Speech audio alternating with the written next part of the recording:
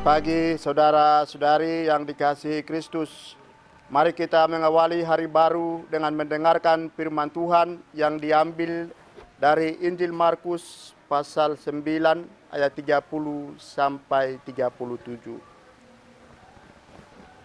Tuhan bersamamu. Inilah Injil suci menurut Markus.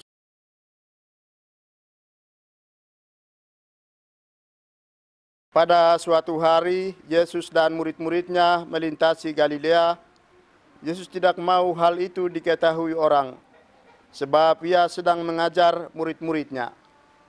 Ia berkata kepada mereka, "Anak manusia akan diserahkan ke dalam tangan manusia, dan mereka akan membunuh dia.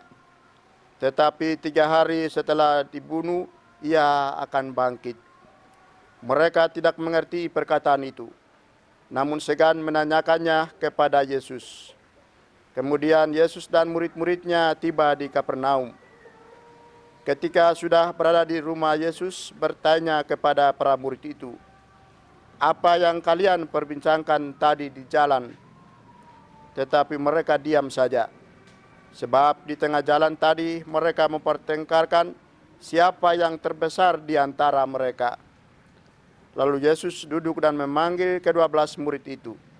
Katanya kepada mereka, "Jika seorang ingin menjadi yang terdahulu, hendaklah ia menjadi yang terakhir dari semuanya dan menjadi pelayan semuanya." Yesus lalu memanggil seorang anak kecil ke tengah-tengah mereka. Kemudian ia memeluk anak itu dan berkata kepada mereka, "Barang siapa menerima seorang anak seperti ini demi namaku, dia menerima aku. Dan barang siapa menerima aku, sebenarnya bukan aku yang mereka terima, melainkan dia yang mengutus aku." Demikianlah sabda Tuhan. Saudara-saudari yang dikasihi Kristus, tema yang akan kita renungkan pada hari ini, pelayan dari semuanya. Saudara, dalam Injil hari ini, Yesus mengoreksi cara berpikir para murid yang ribut perihal kedudukan dan kehormatan. Para murid berdebat soal siapa yang terbesar di antara mereka. Untuk mengubah sudut pandang mereka, Yesus menampilkan sosok anak kecil di tengah-tengah mereka. Mereka sebagai ajakan untuk merendahkan diri dan membiarkan diri menjadi yang terakhir, bahkan menjadi yang tidak diperhitungkan. Untuk itu Yesus berkata, "Jika seorang ingin menjadi yang pertama, hendaklah ia menjadi yang terakhir dari semuanya dan pelayan dari semuanya." Para murid Yesus ternyata memiliki ambisi mengenai kedudukan yang tinggi. Mereka tidak malu-malu mempertengkarkan siapa yang terbesar di antara mereka, karena mereka belum mengerti tentang jalan keselamatan yang dibuatkan oleh Yesus. Sebagai sang guru, Yesus tidak puas dengan para murid.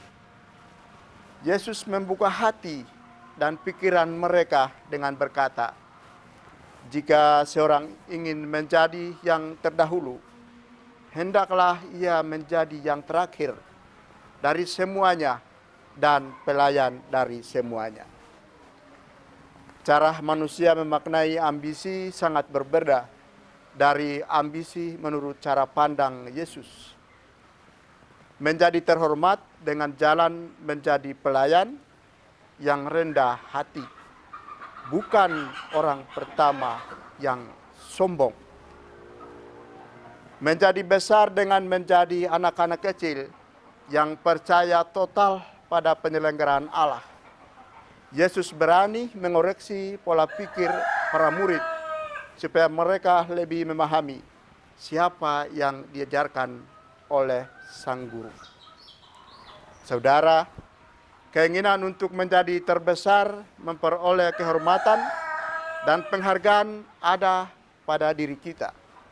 Tetapi sesungguhnya kehormatan itu dengan sendirinya kita alami dan rasakan saat kita bersedia memberi diri melayani sesama dalam hidup kita. Hanya dengan pelayanan yang tulus dan kerendahan hati, kita justru memperoleh penghormatan dan penghargaan dari orang lain. Semoga kita mampu untuk menghalau kecenderungan untuk mencari hormat dan kedudukan, dan sebaliknya saling melayani satu sama lain seperti Yesus kehendaki. Amin. Marilah kita berdoa. Tuhan, pagi ini kembali kami naikkan syukur dan permohonan. Terima kasih sudah menjaga kami saat tidur maupun bangun. Terima kasih untuk udara sejuk dan segar pagi ini. Bukalah mata hati kami di awal hari ini. Mampukan kami memandang kemurahan dan karya-Mu, serta memuji dan memuliakan-Mu melalui pekerjaan dan pelayanan kami hari ini. Bimbinglah kami selalu untuk menyadari kesalahan kami dan bertobat, sehingga kami sungguh rendah hati, mau membuka hati dan siap menerima rahmat-Mu yang akan tinggal dalam hati kami. Kristus terang dunia, berkatilah keluarga-keluarga kami. Jadikanlah kami alat kasih-Mu dan pantaskanlah kami menjadi hamba-Mu yang setia. Amin. Tuhan bersamamu.